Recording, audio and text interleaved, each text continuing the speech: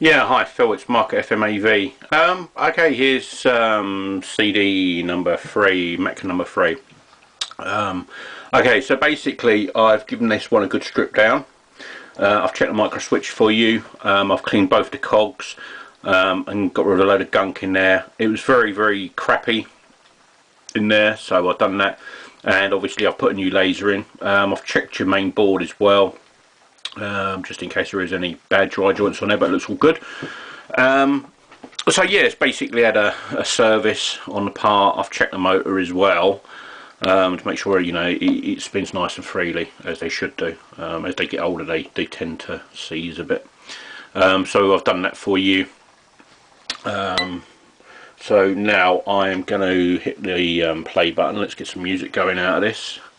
And you can see it all working. Obviously I've had these on test for a few hours, to make sure that everything's working the way it should be, which it is. So let me just turn that up for you.